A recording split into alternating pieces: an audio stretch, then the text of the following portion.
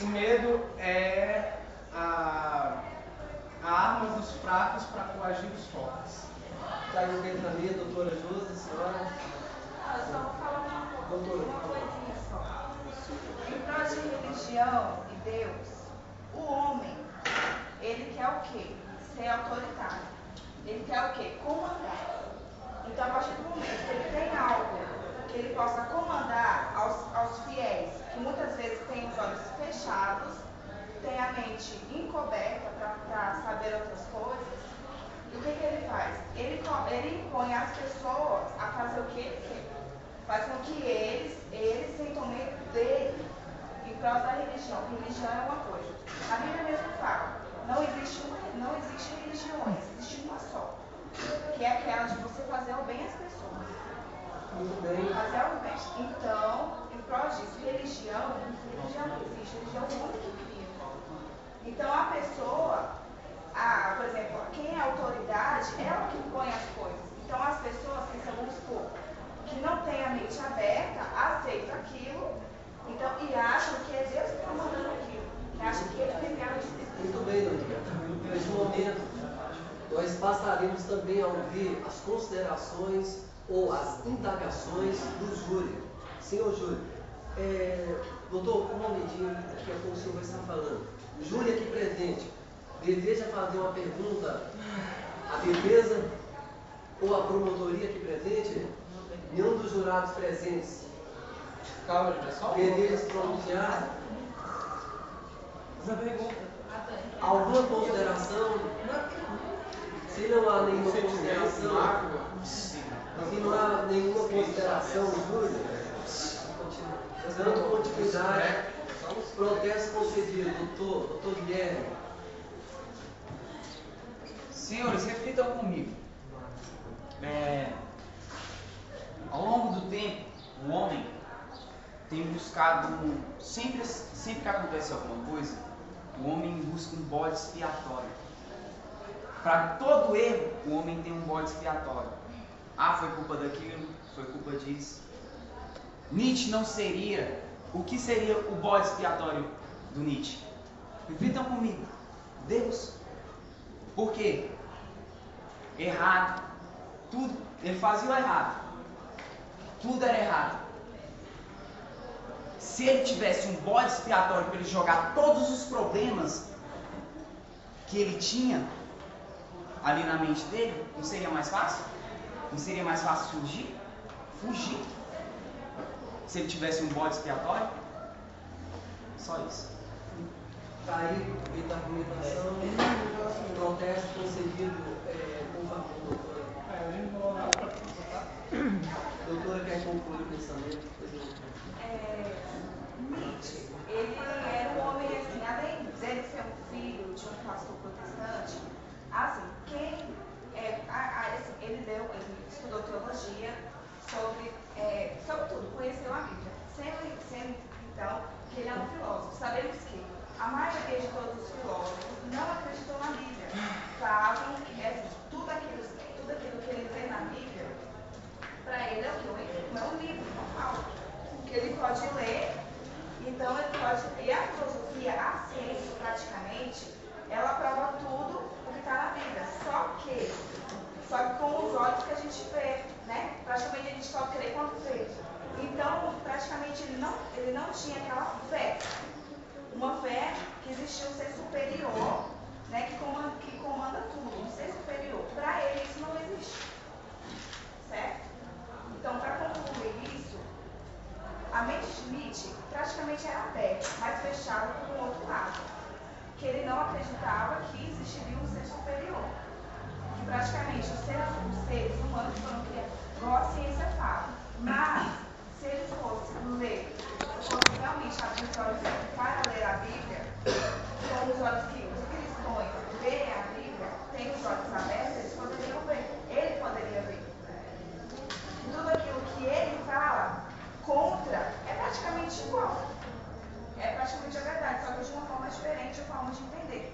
Então, é isso. Muito bem.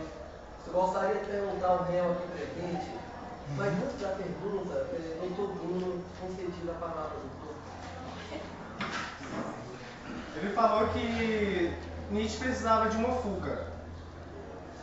A fuga seria a religião, a fuga seria a igreja, porque é muito fácil você se acostumar a viver dentro do mundo e ver as coisas dentro dele.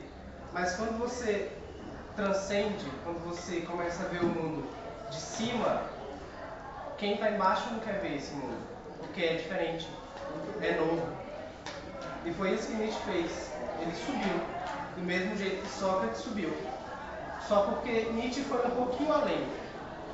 Ele falou justamente do que as pessoas acreditavam. Ele foi em cima do medo de temer que as pessoas tinham. Ok, doutor, gostaria de perguntar ao réu, presente, meu Frederico Nietzsche, o senhor é o autor de Crepúsculo dos Ídolos, Genealogia da Moral, Humano, Demasiado Humano, O Nascimento da Tragédia, O Anticristo e Assim Falava Zaratustra? O senhor acredita nas ideias que o senhor salientou nessas obras? O senhor acredita na ideologia que está retratada nesses livros? O senhor nega as verdades que o senhor escreveu? Não, eu acredito em tudo que o senhor escreveu. Muito bem, senhor Frederico Nietzsche. E nas considerações finais desse julgamento, ouviremos a palavra final por parte aqui da promotoria. Palavra final. O que a promotoria tem a dizer a esse júri? Senhores promotores, palavra final. Se os senhores promotores não têm uma palavra final, com certeza. Defesa, consideração final. Assim, ele vai falar uma parte também, mas eu vou só salientar uma coisa. Não há por que esse homem ser julgado. Sim, se houve. Apenas concedeu sua opinião, como todos os filósofos fazem. O problema é que uns se doeram, pois são religiosos. Apenas isso. Pronto, falou o doutor Daniel. O momento parece um membro do júri querendo se. Bom, ao escrever esse livro, ele tinha o objetivo só de expressar as ideias dele ou de influenciar a sociedade? A pergunta é para quem, senhora? A pergunta para a defesa defesa. ou então para o Nietzsche. Todo livro que Nietzsche escreveu, gente, é só as ideias dele. Creia quem quer. Quem quiser acreditar, acredita. Ele Você não é imposto a ninguém. Ele não obriga, ele não é igual à igreja, que se você não ler, você vai para o inferno. Ele lê. A igreja, mas a igreja... Doutora, um momento, doutora, por favor, doutora. Se ele for batizado,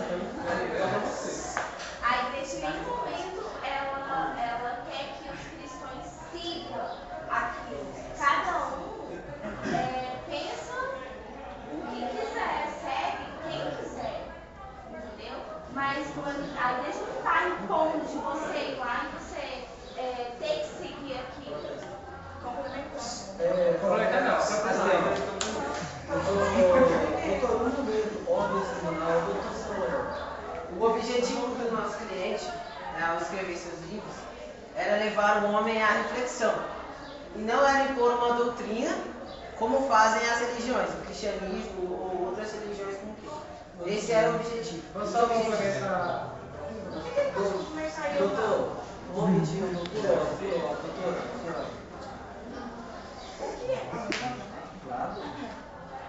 Bom, Nietzsche, o que ele impôs nos livros dele, pode-se dizer que ele expressou as ideias dele. Mas é igual eu falei antes, quando uma pessoa se sente autoritária, se sente maior do que muitos, ela impõe o quê? Que praticamente a maioria seja igual a ele. Não é questão de você colocar na cabeça, Daniel, cara. Devido respeito a essa casa. Então, a pessoa assim, vamos supor, os ateus que não tem no que crer, sabe que Deus existe, mas assim, né?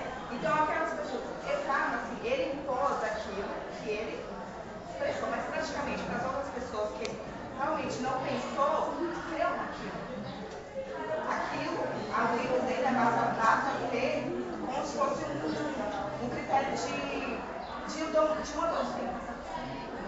Aquilo que as pessoas lerem não tem uma mente um pouco aberta, pega aquilo e pega para si. Não são todas, mas isso é possível. Mas é possível que doutor, palavra para doutor. Eles disseram que a igreja não impõe nada. Ela não impõe mesmo não, ela só te mata se você não aceitar. E vocês podem ver quando a Inglaterra rompeu com a igreja católica. Foi um marco na história quando os protestantes quiseram matar o rei da Inglaterra porque ele era católico. Negado, doutor. Quando os protestantes queriam matar os católicos, e uma vez também a rainha da Escócia, quando ela chega em seu país e ela tinha a mente aberta para outras religiões, mas seguia o seu cristianismo. Então eles invadiram a igreja, profanaram o que seria para os cristãos um local sagrado, não respeitando a opinião deles, e queriam impor para a maior autoridade do país a sua religião, a sua Bíblia, alegando que eles, por serem naquela religião, eram maiores do que qualquer outro. E podemos ver esse grande tamanho que ela fala na Igreja Católica. O tamanho do Vaticano é enorme, é um estado independente dentro de um país. Pronto. Ninguém manda em nada ali. Muito bem. Doutora, já concluindo. O que eu falei? Ué, não sei. A partir do momento que você falou, não, eu vou continuar. Seja bem, doutora. O que eu falei primeiro? Quando uma pessoa se sente autoritária, ela se faz modelo. A partir do momento que ela fala assim, Deus está ordenando que vocês vão lá e matem tal pessoa. A pessoa se sente autoritária e faz aquilo, achando que os servos acham que ele é Deus. Muito bem, doutora. Muito bem, agora traremos o veredito desse julgamento. Excelentíssimos senhores membros do júri, votarão agora, né? Votarão com consciência, com inteligência, né? Com justiça.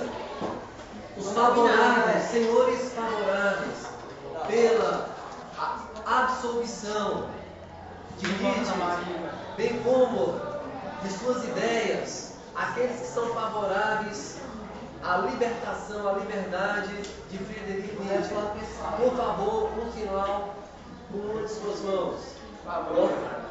Ordeno, pela absolvição, nós temos 1, 2, 3, 4, 5, 6, 7, 8, 9 favoráveis à absolvição, contrários à absolvição, um sinal. Apenas 3. 4. Não vale, né, gente? Por favor, senhores, levanta de mãos. 1, 2, 3, 4, 5, 6, 7, 8. 9 votos a 8. Não, só 8. Ali. 8 votos. Por 9 votos a 8, vence aqueles que absolveram o crítico. Ele está livre.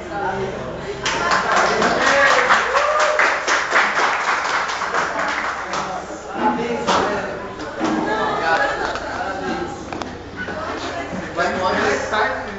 Você tem algo a declarar? Tenho que estou livre, não serei preso, estou livre. Muito obrigado, Senhor. Você pode editar.